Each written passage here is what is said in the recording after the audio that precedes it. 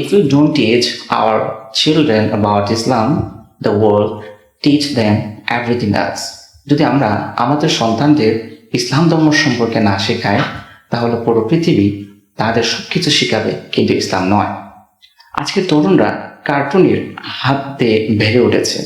কনসার্টে সুরে চোখ মেলে সকালবেলা সুবহানাল্লাহ না, বরং ভাইরাল ভিডিওর শব্দে ঘুম ভাঙে।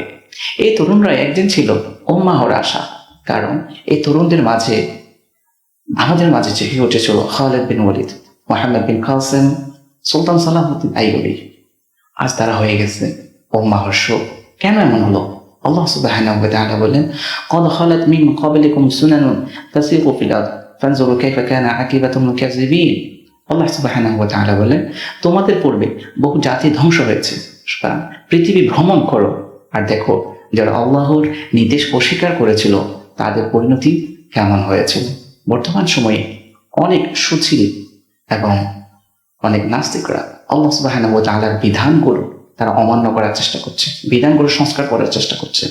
নারী অধিকার নামে নারীদের মান সম্মানগুলো তারা হনন করছে।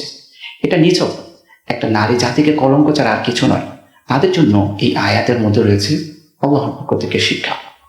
তরুণদের পথভ্রষ্টতার পিছনে দায়কার তাদের হাতে কি আমরা আল কোরআন তুলে দিয়েছিলাম, নাকি টিকটক, রিলস আর গেমসে মগ্ন করে রেখেছিলাম? আল্লাহ রাসূল সাল্লাল্লাহু আলাইহি ওয়াসাল্লাম বলেন, কুল্লুকুম রাঈন ওয়া কুল্লুকুম মাসউলুন আন রাঈয়াতিহি। তোমাদের প্রত্যেকে একজন দায়িত্বশীল এবং তোমাদের প্রত্যেকে তার দায়িত্ব সম্পর্কে জিজ্ঞাসা করা হবে।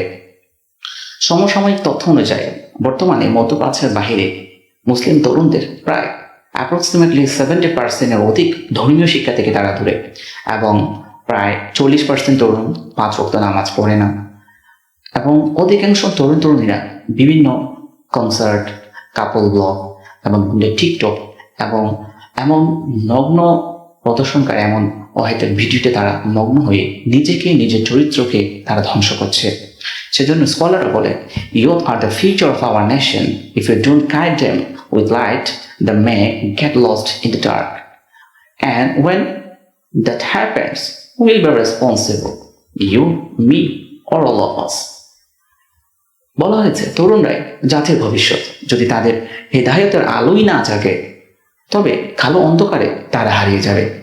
তখন প্রশ্ন উঠবে, তাদের গাফলতের পিছনে কে দায়ী ছিল? আমি, আপনি, নাকি আমরা? আল্লাহ সুবহানাহু ওয়া তাআলা সূরা লুকমানের 6 নম্বর আয়াতে বলেন, ওয়া মিনান নাসি মান ইয়াশতারি লাহুল হাদিস লিয়ুদিল্লা আন সাবিলিল্লাহি বিগাইরি ইলমিন ওয়া ইয়াত্তাখিযুহা হুজুআ উলাইকা লাহুম আযাবুন মুহিন।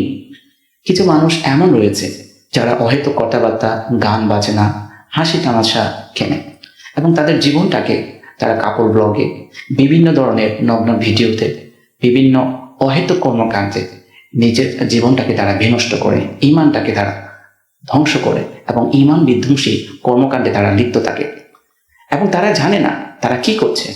এরা দিন নিয়ে অনেক বেশি উপহাস করে। আল্লাহ সুবহানাহু ওয়া তাআলা বলেন, উলাইকা লাহুম আযাবুন মুহিন।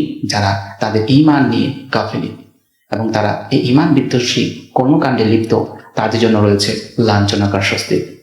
সেজন্য they love in front of the camera while shaitan loves behind the screen.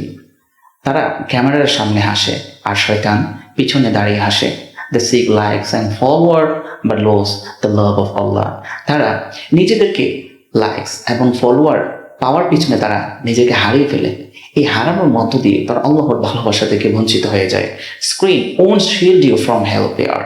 যে মোবাইলের যে স্ক্রিন, যে জানালা হয়ে উঠেছে, তা যদি ভুলভাবে ব্যবহার হয়, if misused, they become windows to the scrum. তবে একদিন সেই জানালায় জাহান্নামের দিকে খুলে যাবে। সুতরাং let's us turn away from wasting time aimlessly and return to the path of our Creator, for in His guidance lies true peace. আসুন অহেতুক সময় নষ্ট না করে রবের দিকে ফিরে আসি, কারণ একমাত্র রবের পথে রয়েছে শান্তি, সফলতা আর কামিয়াবি। ঠিক আছে।